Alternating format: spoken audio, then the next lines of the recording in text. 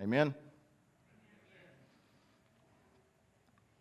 Dear brothers and sisters, honor those who are your leaders in the Lord's work. They work hard among you and give you spiritual guidance. Show them great respect and wholehearted love because of their work, and live peacefully with each other. Brothers and sisters, we urge you to warn those who are lazy, encourage those who are timid, take tender care of those who are weak. Be patient with everyone. See that no one pays back evil for evil, but always try to do good to each other and to all people. Always be joyful, never stop praying, be thankful in all circumstances, for this is God's will for you who belong to Christ Jesus. Do not stifle the Holy Spirit, do not scoff at prophecies, but test everything that is said, hold to what is good, stay away from every kind of evil. Let us pray. Father, I praise you. I thank you for confirmation. God, I thank you for your visions. I thank you for the good of your visions, because everything that you've ever shown me that I've had the obedience to follow through with, good has always followed. God, I pray that over this congregation today, that they do the same. To be obedient, to have the courage to do what you ask of them. Father, I want to thank you for this church, the people of this church. I'm so humbled by the people that you put around me in this leadership. God, just thank you for them. I thank you for the individuals that are watching right now online from a different state and a different country. God, just help them to know and understand that they're a part of this family as well. And Father, for that, thank you for making this like a family, because that's what this is. We fight for each other, we love on each other, we teach each other, we encourage each other. God, you've given me a word to give today. So in this moment, Father, I ask that you anoint me from the top of my head to the bottom of my feet, that you take all pride, selfishness, anger, God, everything that would block me from you, Father, I ask that you take it and you cast it into the sea, and you replace it with nothing but your word, your love, and your breath. We pray all these things in your name. Help us to love, laugh, and forgive. Amen. All right. You know what's weird is I've already had 2 people walk up to me today and ask me why I'm so dressed up. It's pretty sad that at our church, if I wear a collared shirt, it's like, man, the pastor dressed up today, you know. So people are asking me, Micah, why'd you dress up? There's a very simple answer to that. My wife told me to. I have pictures today. That's why. That's why I'm wearing a collared shirt. That's why Bojo's wearing a collared shirt, right? That's like, amen, right? That's why if you look around, you see the elders and stuff, that we look a little nicer today. It's because my wife told us to, okay? That's why. We follow direction very well at this church for you visitors that are here, just to give you a heads up. Guys, what I need you to do right now, in the back of each chair, in the back of each chair, there are notepads. I need you to grab a sheet of paper, grab one of those papers, and it doesn't have to be that one, it can be any paper that you have, I don't care. Just grab a sheet of paper. I need everybody in this room to do this, or this sermon will make 0 sense, okay? So for my sake, grab a piece of paper. Grab a pen. First thing I need you to do, write your name at the top of that piece of paper.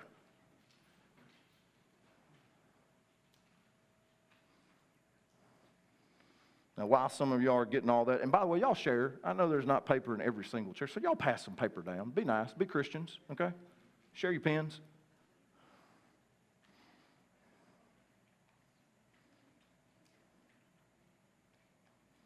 What I need you guys to do is I need you to write on that sheet of paper, after you write your name, I want you to think right now about something that you want to do for someone that will encourage them today. You can write their name down if you want to, that's fine. I'm not going to read anybody's name off or anything like that. This piece of paper is to hold you accountable. It's basically a contract. But I want you to write down right now, I want you to really think about it. Who can I help today? How can I help them? Write it down. I'm going to give you a few minutes to do that. Ushers, I'll let y'all know when I want you to go pick those up. In the last 2 months, we've been teaching a series entitled You Are Called. During this series, we learned about all the characteristics that you need to accomplish God's mission that He calls you to. That's what a lot of that video was, right? A lot of those characteristics. Some of you have come to me and have said to me, that's exactly what I needed. A lot of y'all were right on that ledge. Y'all were standing right here, and God was calling you to do something. And you just needed that little nudge, that little bit of encouragement. Kind of like what you're doing today for whoever it is that you're writing it down for. A lot of y'all have come to me and told me that. I've received a lot of text messages. Now, I'm going to say one thing to y'all, and I'm going to move on. The ones that have reached out and said, this has helped me, it's time to go do it. Don't just talk about it. Take that step. Amen? You have my back, I have your back. The leadership has your back. This church has your back. Take that step. Some of you have come to me, though, and said, but Micah, you're talking about this mission and what we need to accomplish the mission, but God's not calling me to do anything. I'm not hearing Him. I don't understand what it is that I am supposed to do. Guys, what I need y'all to understand is He has called you. He's called you to be His church.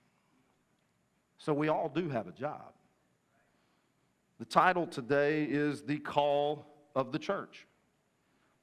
If God has not given you a specific mission, this is your mission, the church. What I just read you guys is, in my opinion, from reading the Word and studying the Word, I believe that this is Paul telling the church what the call of the church actually is, from those scriptures that we just read. So today we're going to go through them one by one. We're going to break them down, and I'm going to explain them to you guys. Let's go to 1 Thessalonians 5:12.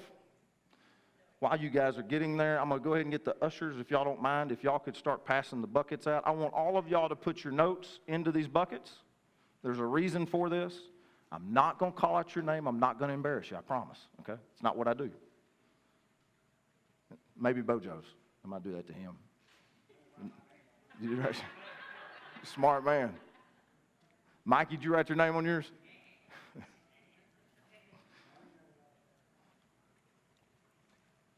1 Thessalonians 5:12.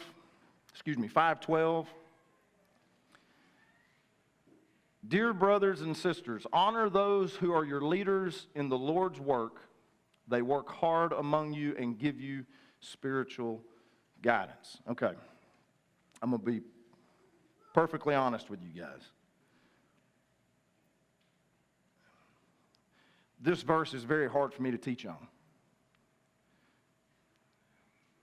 I don't, obviously they're talking about leaders in the church, pastor, elders, teachers, so forth. So it's talking about myself.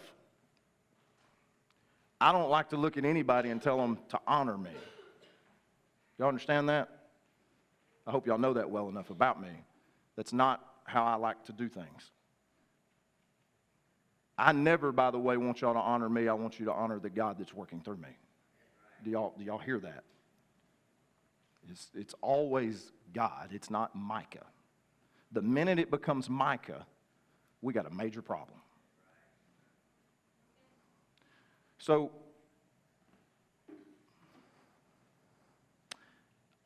same pastor, Pastor James, I was visiting with him about this verse, and I told him that I was having an issue preaching on it, and he looked at me and he said, but you're a pastor, and God called you to it. And I said, yes, He did. I said, but what's that have to do with it? He said, aren't you supposed to teach the Word exactly what it says? So I am going to teach on this verse. Again, I don't like it, but I'm going to teach on it. In James chapter 3, guys, James chapter 3 is a verse that before I decided to plant the church, I had to really pay attention to and really pray a lot about. And in that verse, and I wrote down a different translation, but it says, pastors will be judged with a great strictness. So before I took the oath before God, I had to understand this. I'm going to be judged differently than you guys.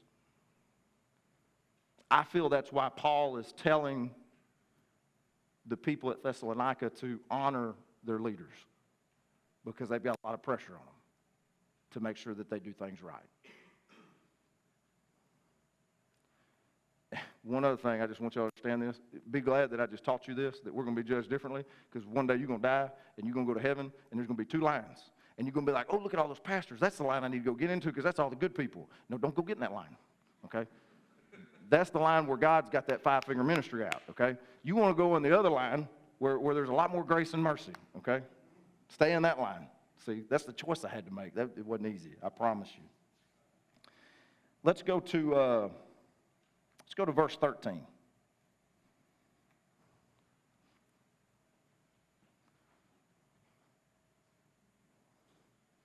You asleep, Mikey?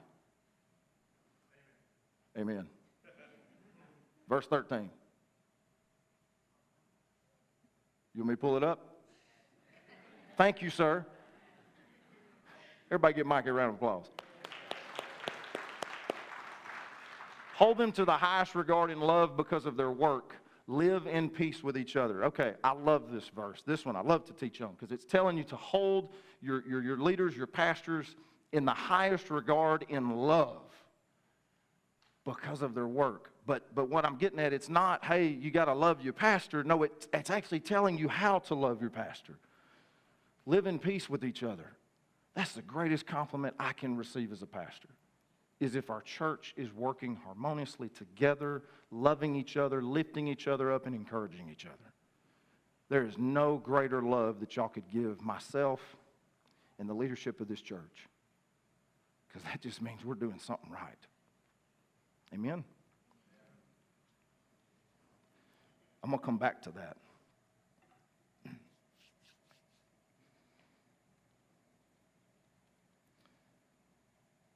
I want to add one more thing to this. It's a verse I've tried to use many times, but my wife wouldn't let me. In 1 Timothy chapter 5, okay, it talks about how if you're a good teacher, a good elder, a good pastor, you should receive double honor. Double honor.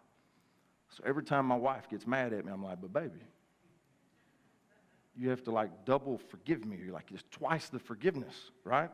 Because it's double honor. She's double mad. I had a very smart older mentor of mine that I mentioned this to, and he told me, he said, Micah, that verse is for the church. That's not for the house. You're going to mess up if you use that at the house. Glad I got my mentors, I promise you that. Mikey, can we go to verse 14, please? Thank you, sir. Y'all give Mikey another round of applause. Brothers and sisters, we urge you to warn those who are lazy, encourage those who are timid, take tender care of those who are weak, and be patient with everyone. That's hard, right? Like, how hard is that? By the way, when it says be patient with everyone, he's talking about the pastor too, okay? For sure. That's right. Brothers and sisters, we urge you to be warn the ones that are lazy, okay? What this is telling you is it's not just saying just a lazy person, it's talking about a lazy Christian. When you know that you have a brother or sister that is anointed and is called, and you know that God's pushing them to take that next step, and they're not doing it, it's our job as the church to help them get there. Y'all see that? Encourage those who are timid. Same thing. That one that's standing right on the ledge and just can't quite get over it, that's your job, guys. It's to go and help them. Take tender care of those who are weak.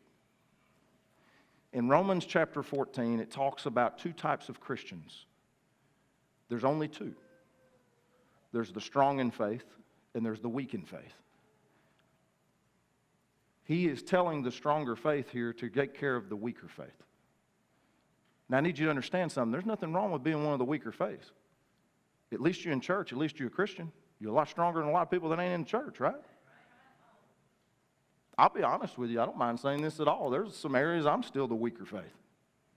That's why I have mentors. I have elders that I surround myself with. so they can help me be stronger in those areas. I don't mind saying that. I don't mind saying that at all. One time I was talking to Bruce Powers, another mentor of mine, and I was visiting with him about Romans chapter 14. I was talking about this guy I was struggling with, man, because it was like I point to the cross, and then he come back. And I point to the cross, and he come back. And I was getting tired of it. I wasn't being patient with everyone, okay? And I was telling Bruce, I was like, Bruce, it's like I'm the stronger Christian here. I'm the stronger in faith. He's the weaker in faith, and it's driving me crazy. He said, Micah, how many times do you think people have read that and thought about you as the weaker faith? How many of your mentors do you think have looked at you in that exact same light? Makes you think about it. My answer to him was never. Then I became a pastor and realized I couldn't lie anymore, so I'm going to tell you all right now, there's a lot of times that's probably happened.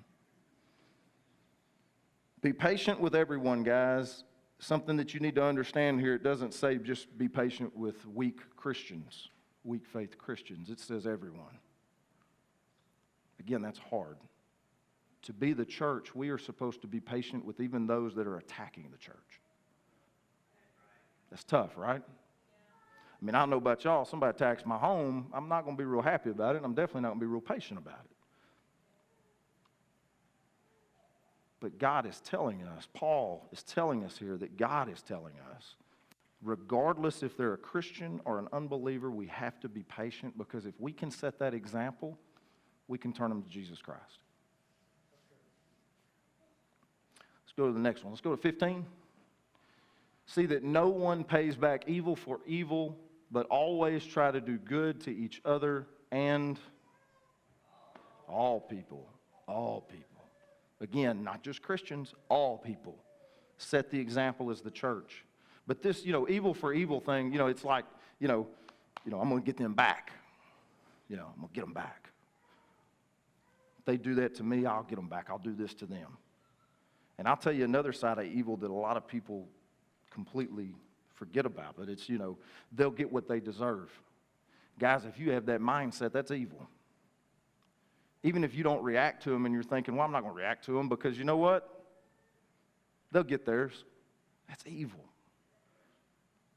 Our job is to be forgiving. We need to forgive like Jesus forgives. I mean, y'all think about a man who's nailed to a cross, and in his last moments, he says, God, forgive them, for they don't know what they do.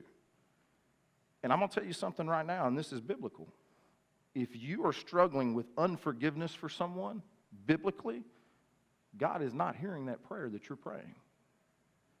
If you're blocking it with unforgiveness, He's not hearing it.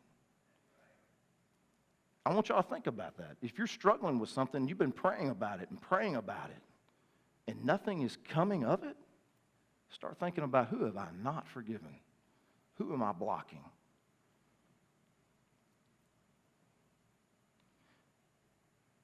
This would be a powerful church if we could forgive like Jesus. I ask that this church, Christian Warriors Church, strive for that, so in turn, God's church can be that way. Right? Let's just be that forgiving church.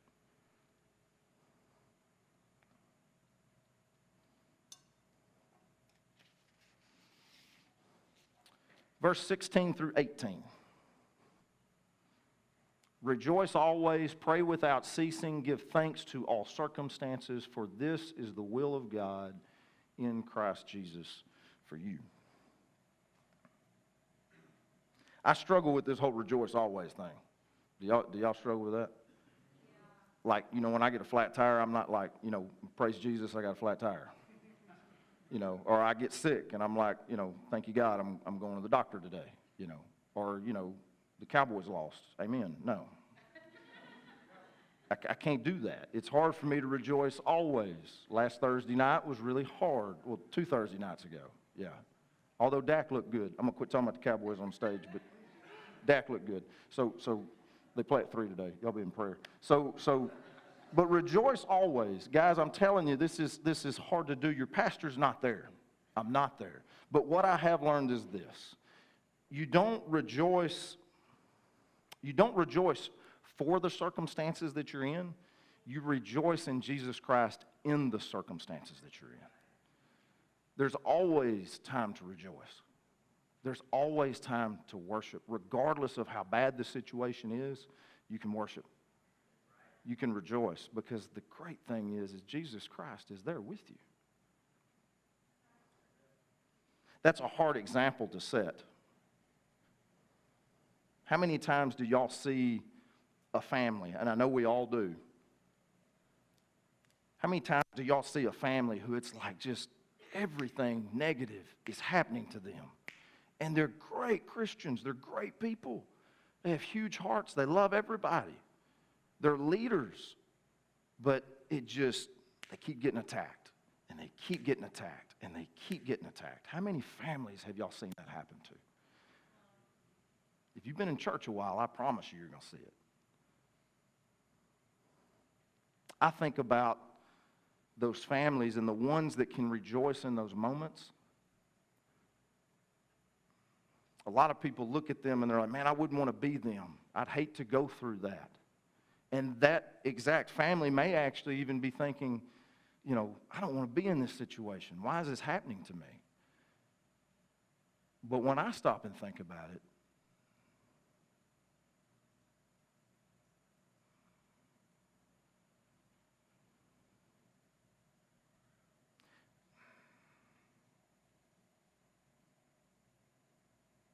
the ones that are going through the most pressure and the most struggles, I got to choose my words very wisely here.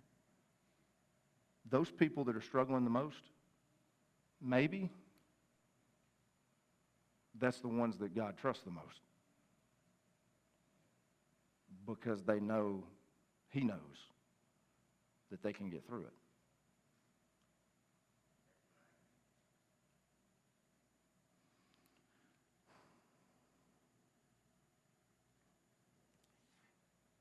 The problem is God can't trust all of us Christians with that testimony.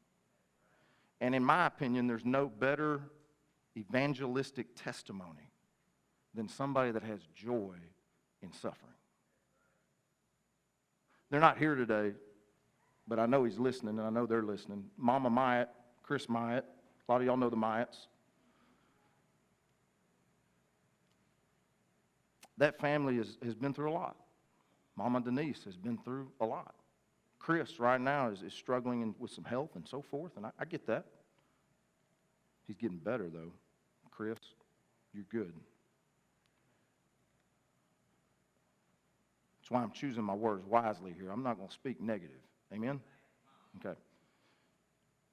But what I love about that couple, when they walk through those doors, y'all have no clue what they're going through. They got a smile on their face. They're hugging everybody. I mean, they're hugging everybody. Even Tommy Neal. I mean, they even hug him.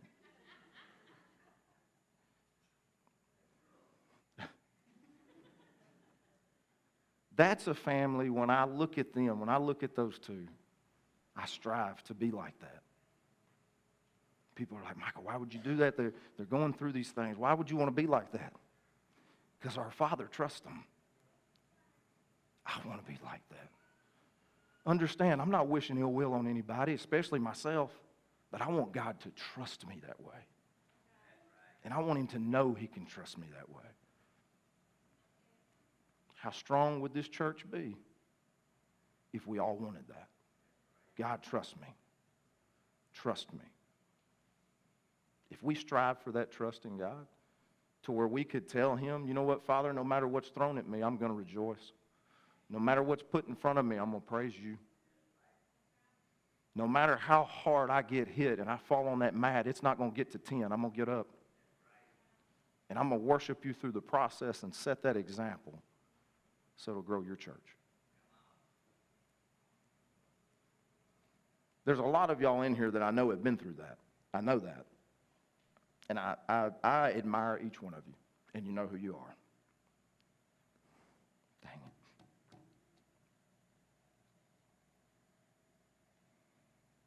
I admire y'all that go through those struggles constantly. I admire you. And this church does too. All right, pray without ceasing. This doesn't mean driving down the road with your eyes closed praying, okay? Y'all don't do that. What this means, though, is staying in constant conversation with God throughout the day. People ask me, Micah, how much time do you spend in prayer a day? All day. All day long. I'm talking to God all day long. It's kind of like those times, when, like, let's say, this happened to me not too long ago. I had to call in about my taxes, okay? And when you call in the state of Texas for your taxes, you're going to be on hold a while, okay? But you don't hang up. Doesn't matter how long you're on hold. At some point, they're going to come on there. And if you hang up, you're going to start all over again. And they try to tell you, like, email me. And I'm like, no, I want to talk to somebody. You know what I'm saying? Like, or leave a message. You're not going to get my message. I mean, I'm serious. So I want to talk to somebody. There's times in your walk throughout the day that you may not be hearing a lot from God. Just keep him right there. Don't hang up. Keep him on hold. Wait for him to pick up. Stay in constant conversation with God throughout the day. Amen?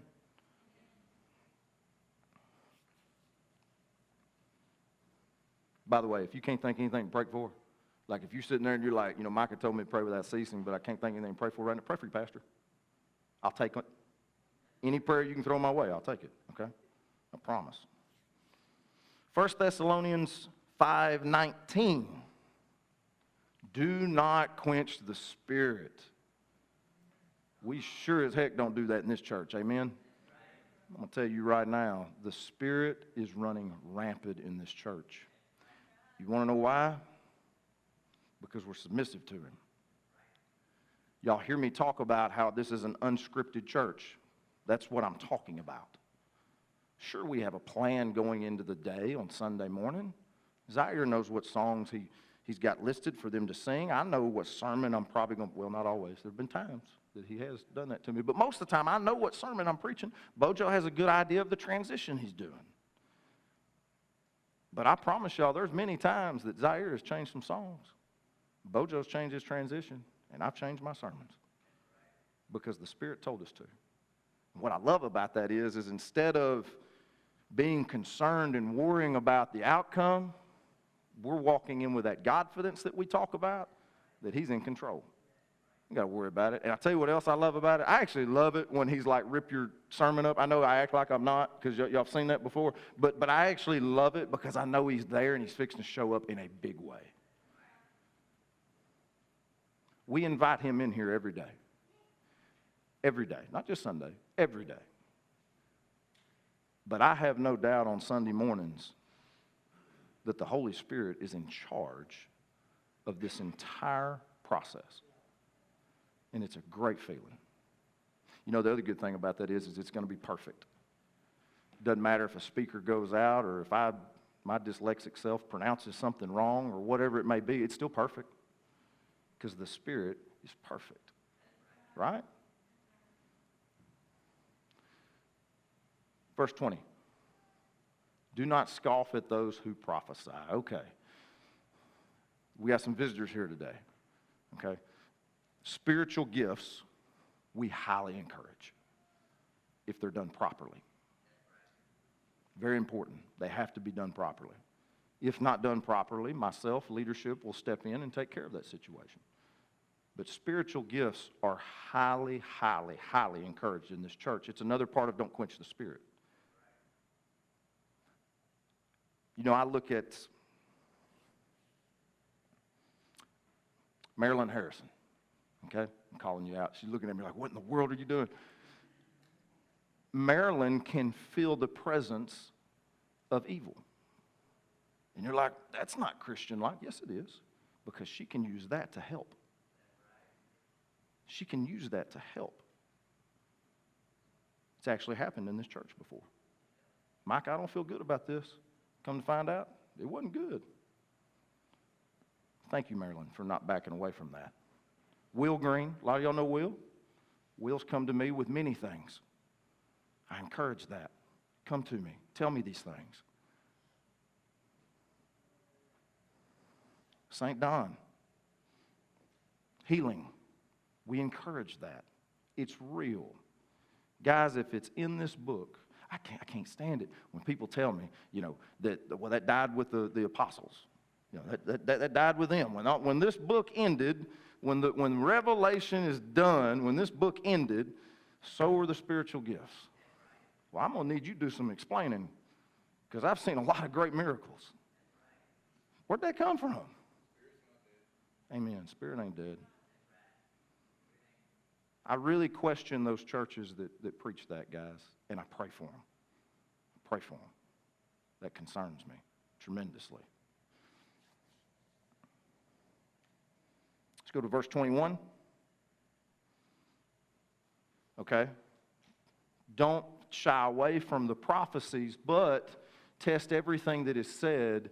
What I love about it, hold on to what is good. So you test it. 1 John tells us to test the spirits. We preached on that. We've talked about that. So you test those things. You check it out. The ones that are good, you run with it. Not only do you run with it, you show it off. That's God's work. Spread the good news. Let people see it. The times that people have come to me and said, this may occur, this is what I see, this is a vision, and then when it occurs, I'm like, let's tell everybody. That's major, guys. That is the Holy Spirit at work. And again, I refuse to quench him. Refuse. I'm going to call them out and just ask them because I know they'll answer my question. Zaire, how many times have I called you and said, you need to sing this song? Never. Bojo, how many times have I called you and said, you need to do this in transitions? Never. And I never will. Y'all hear me? The Spirit runs this church. And what's really cool about this, how many times have the songs and the transition and the sermon been like, boom, perfect, right? Always. Because it's perfect. It's perfect.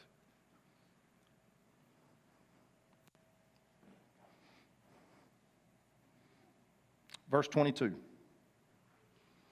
This is a warning. Stay away from every kind of evil. Okay, everybody struggles with demons. Okay, everybody has a weakness that they have. Okay, if you say you don't, you're a liar.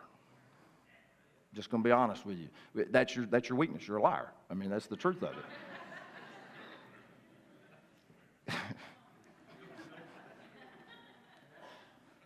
It's very seldom I laugh at my own jokes. That was kind of funny.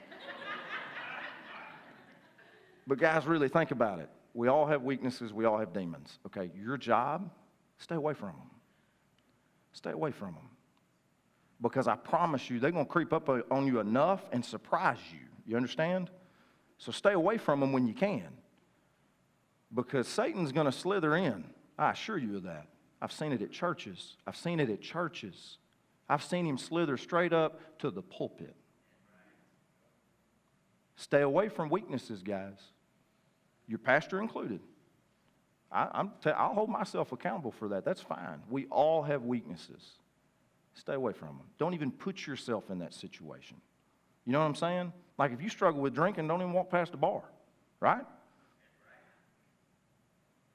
I mean, if you struggle with lying, stay away from the lying Christians I was just talking about. Stay away from your weaknesses. But then here's the thing. When those weaknesses do come towards you and they present themselves, our job as a church is to teach you how to fight that. And I promise you, myself, Bojo, Zaire, Mikey, the pastors, all of us, I promise you this. We're going to do everything in our power to teach you that. And when you struggle with it, you come let me know. Come let one of us know so we can fight that battle with you. Amen? I'm going to go past that. Okay.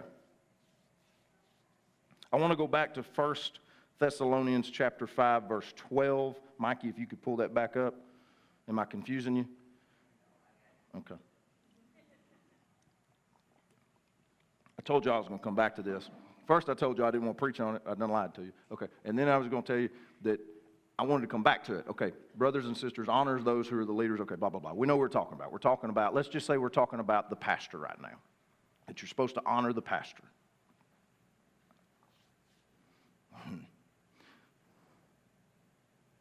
80% of the pastors in churches do not end their career on good terms. 80%. 50% of those 80% have major depression issues. 50% of that 80% are not only depressed, but their families are torn apart.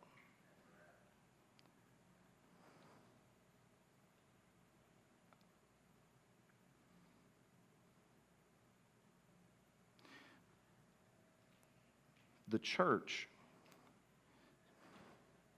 is doing this to pastors and their families. But not this church. That's why I wanted to come back to this. I want to thank you guys for the support that y'all give me. Y'all are doing this. Y'all are doing it. Y'all are my backing. My elders, the other pastors, they're my backing. I can stand here with full confidence and tell you guys, I dare somebody to come after me because y'all won't allow it. And I know that. And I stand here in full confidence of that. If I get attacked, I'm not worried about it. I got a church backing me. So thank y'all very much. Because there's a lot of churches that aren't doing that, guys. It becomes a fight with the pastor and his decisions, and, you know, he shouldn't make these decisions, shouldn't be getting involved so much, shouldn't be doing this, that, and the other, but you guys, y'all protect me. And I am so honored to serve as y'all's pastor. So thank you guys.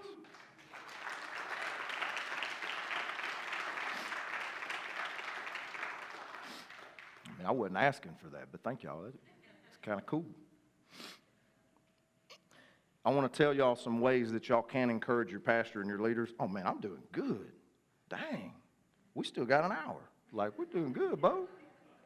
I'm just playing. Y'all visitors are like, is this dude serious right now? No. We're going to get home. We're going to go eat. We're going to get home time to watch football. Okay, Cowboys play at 3, so I could preach till 3. I mean, it really doesn't matter. It doesn't matter the other games, right? Like, none of those matter, okay? Okay, but an email to your pastor, okay? I'm going to say some of these things. These are things that have encouraged me, and I highly recommend that y'all do this. And when I say your pastor, I'm not just talking about me. I'm talking about Bojo, your associate pastor, Zaire, your worship leader, Canaan Zaire, youth pastors, Micah, your outreach pastor. Guys, I got an email a while back. It's from Ashley Lofton. Okay, Ashley she comes here to the church. I don't think she's here today. I hadn't seen Ashley. Is Ashley here today? She's not here today?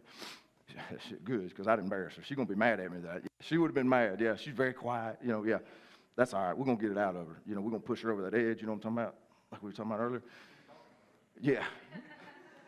Ashley sent me an email a few months back. She started her own business. And in that email, she stated how much the church had encouraged her to take that step.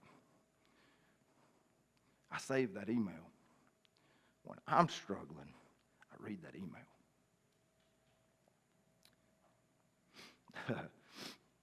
Ann Spatafora. One time, she's looking at me. I promise, I'm not going to hurt you. Like, Ann's looking at me. Like, it scares me when Ann looks at me like that. I did a sermon a while back on the gift of tongues. Do some of y'all remember that sermon? I love that sermon. That was a fun sermon to preach. But I got a text from Dawn after the service, and it said, Ann said that was the best sermon she's ever heard on that topic. And I screenshotted that. I have it saved in my phone. I read it when I need encouragement. I don't mind saying that. Especially, I mean, that's from Jesus' cousin, right? Like, that helps a little bit.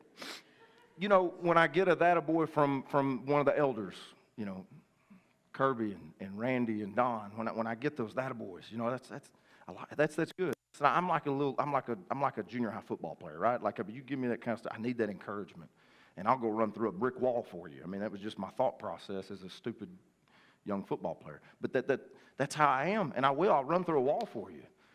Sometimes I need a little encouragement. I don't mind saying that, guys. It's hard on your leaders. There's a lot that we deal with. There's a lot of negativity that's thrown at us that we have to continue to push past to help you guys. So that encouragement is always good. I've got a mentor who's wrote me many letters. I have them saved in the handwritten letters that I have saved in an envelope in my safe at the jewelry store. When I'm struggling, I go read them. And the most encouraging thing that I've ever had, I don't know if y'all remember this when we preached on warrior wives. Y'all remember that? And my wife wrote a letter, and I read it, about what a submissive wife should really be like. I read that all the time. When I make her really mad, I go read that. And then I remind her of it, and then I remind her of double honor, you know. But guys, it's those things. But I'm going to tell you right now, the number one thing, and I'm going to leave it at this, and we're going to finish with these notes that y'all wrote. But the number one thing that gives me encouragement is when I know God's working in y'all's lives. When I get a text from Sarah that tells me, Micah, this is what God's moving me to today. I took this step today. That means a lot, guys. Like, I need that. I need to know that God is working through me. I need to know that. Because if not, I know this sounds so needy, and you're like, what? Micah, you shouldn't be this needy. Well, forget y'all. I got to be. I need to know. I need to know that God is working through this because, guys, I'm not going to lie to y'all. I never questioned the calling of starting a church, but I've always questioned the timing. Am I doing this at the right time, God? Am I doing this in your time frame? And when y'all send me text messages or emails or come to me face to face and you tell me that these things are working in your life, that's confirmation that the timing was right. I need that as your pastor. The leadership needs that. We need to know that that jump that we made was right timing. And I know you are looking at me like, you don't think it's the right time? No, I do. Guys, listen, there's been so much confirmation from this church, but it's nice to continue to receive, right? The most important calling of the church is in 1 Peter. It's 1 Peter chapter 4, verse 8. Go ahead and pull that up, Mikey. Mikey. Mikey.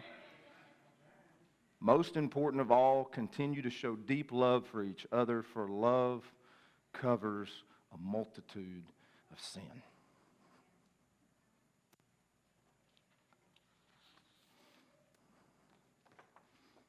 This is the church. This is y'all sitting in this room right now. Pride, addiction, greed, lust, anger, lying, selfishness, cheating, temper, stealing, gossip. This is the church. This is all of us. Right? Myself included. Okay? I'm going to put that right here.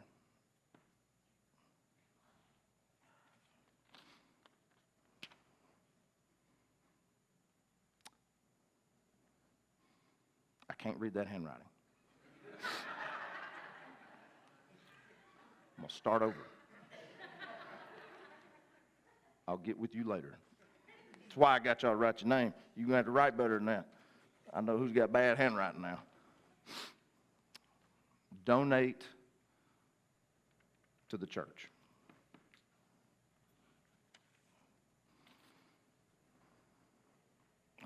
Pray for my nephew.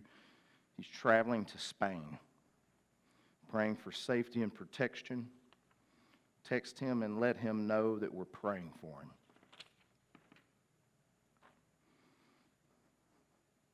Call Jason and encourage him.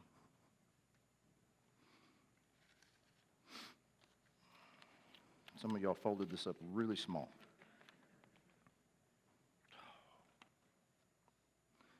Help my brother with the loss of his wife.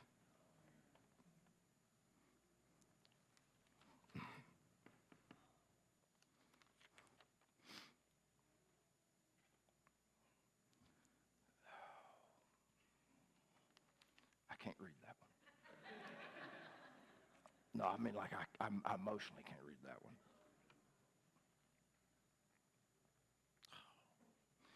show my friend kindness, even when it's hard, so she can serve Jesus through me. Thank you for the confirmation.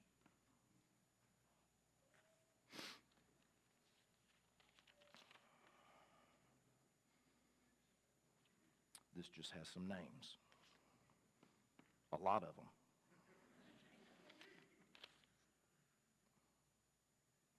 This just has some names. I should have been more specific. Names.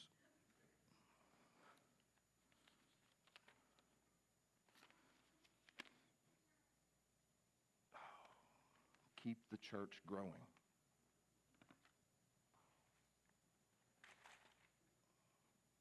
You can't see the church anymore. Love covers a multitude of sin.